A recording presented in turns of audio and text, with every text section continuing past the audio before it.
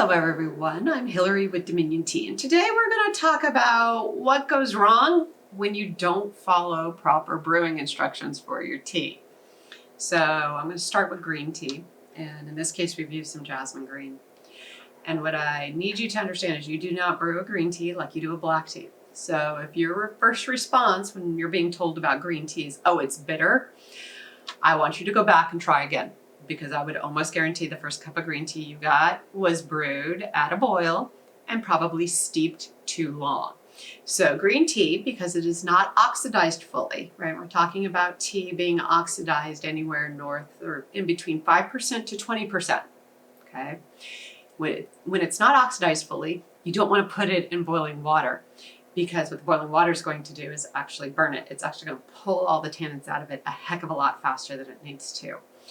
And so what happens is, because it's pulling out those tannins, you get a darker shade of yellow. That's one of the indicators you probably brewed it wrong. The other indicator is the mouthfeel. You will get a very astringent, very bitter finish.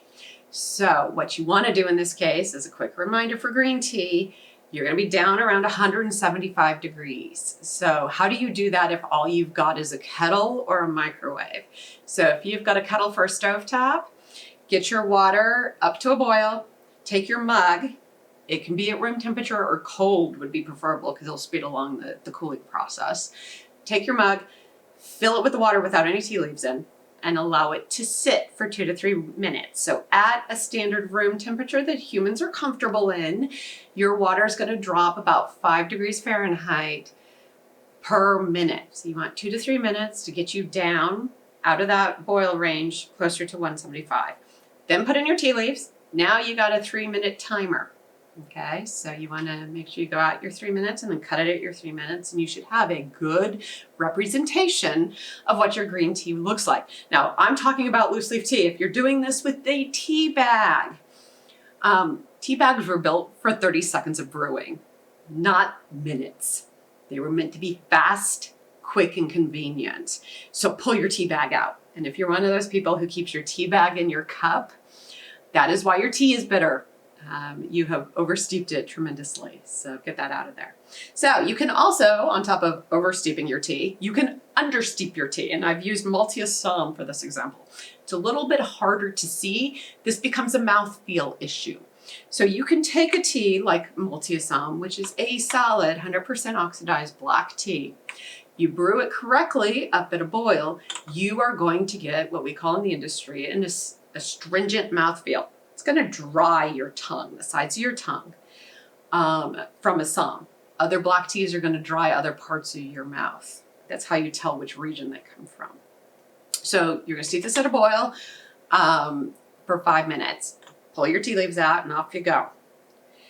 If you decide to drop your water temperature, you're going to lose mouthfeel because the water is going to have a tougher time penetrating these fully oxidized tea leaves.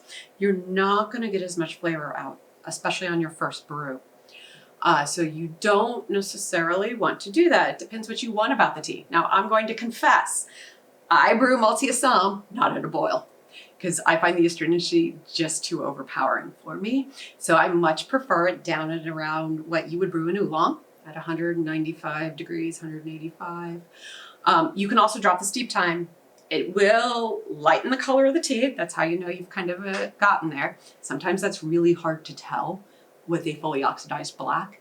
But what you will notice is the astringency disappears in your mouth. Sometimes that's a good thing. If you're going to add milk and sugar to it because that's how you like your tea, that's not a good thing because you won't pick up the tea flavor at the end of the beverage. So keep in mind when you go to do this, follow the instructions. These teas deserve the right steep time so that you can enjoy them and fully appreciate the absolute wide varieties of teas that are available to you. So keep exploring. We hope you enjoyed learning more about tea with us. Hit the subscribe button so that you can be notified when we add more videos to our channel. And check out the highlighted videos to learn even more about tea. And last but not least, you can check out all of the teas we talk about in our videos at dominiontea.com.